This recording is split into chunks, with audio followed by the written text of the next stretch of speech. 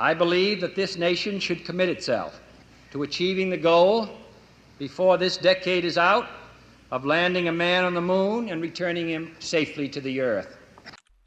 These famous words, spoken by John F. Kennedy in the 1960s, initially don't have anything to do with a block game that was created decades after said speech.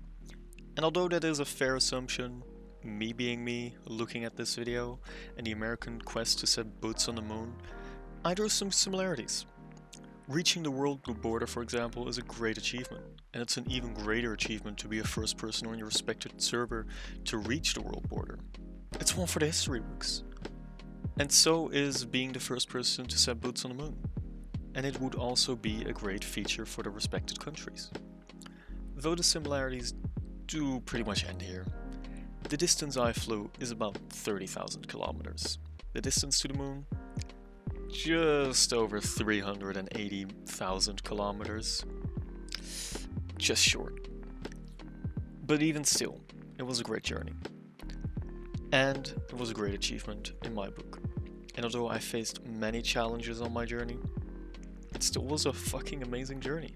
And yeah, was it worth it in the end? No, hell no, fuck that.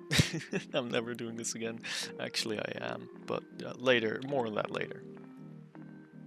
Now, I must say, I did cheat a little bit, in the sense that this server provides, or used to provide, elytras that would not break. I had one of those elytras, and therefore my journey was a whole lot easier. That is not to say that this journey was at all easy, as you will see later, because I faced a lot of hardships still. So yeah, but I just want to get that out of the way, because it is noticeable.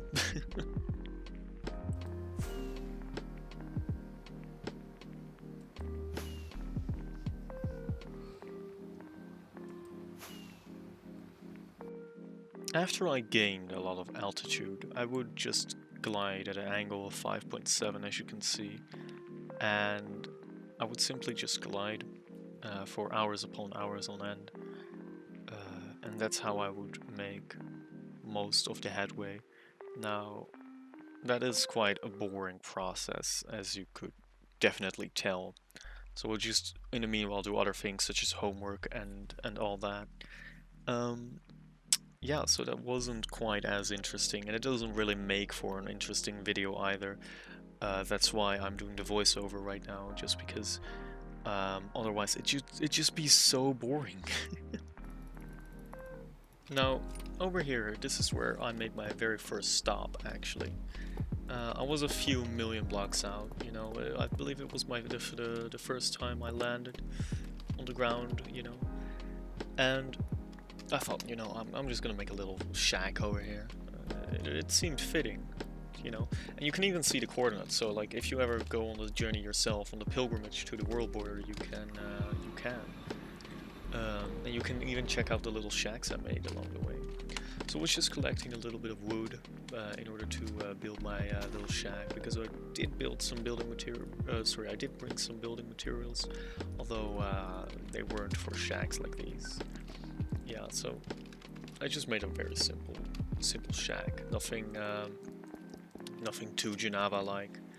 I didn't even place a flag there, which is quite abnormal for us Genevans. We usually place our flag everywhere. Though I did place a beautiful little sign over here that marked my presence. Storm's Crack Shack. And there it is, guys. If you ever want to see my crack shack, now you know where it is. It is quite a far away from 10k, and that is of course because I don't want the cops, aka Sulak, to catch me, because otherwise I'd be in big trouble. Now over here you can see me taking down the obsidian, and I did this because I didn't actually bring I didn't bring much obsidian with me. So each piece was very vital to me, because otherwise I would have need to go to the overworld and get some more. Yeah. Then over here I'm restocking on all the rockets, making sure that my entire inventory is filled with the rockets. so I can make as much height as I possibly can. Because the more height I have, the farther I can travel. I just leave my computer on for the night, or I just be doing homework, and then yeah, I just be doing that. Here I actually leave my ender chest, which wasn't that smart of a move, given that I only had one other ender chest, and given that like if I lost that one, I would have been semi-fucked. I don't quite know why I didn't pick it up with me. It would have only taken a stack of rockets or so of inventory space. I could have that could have been it could have been disregarded, but still. And then over here, I'm just continuing the long and boring journey. And as you can see, this process actually took quite a bit because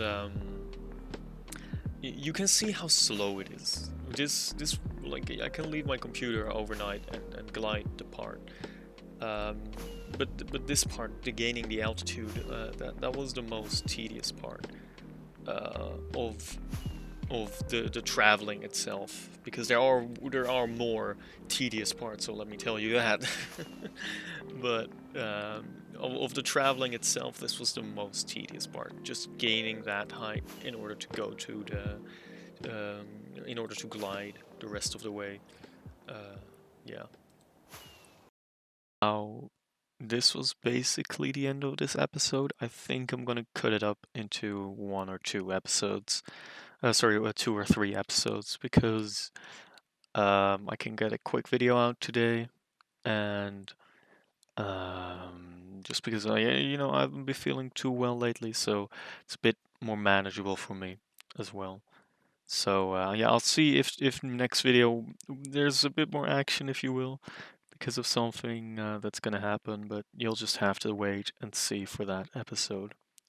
I see you then.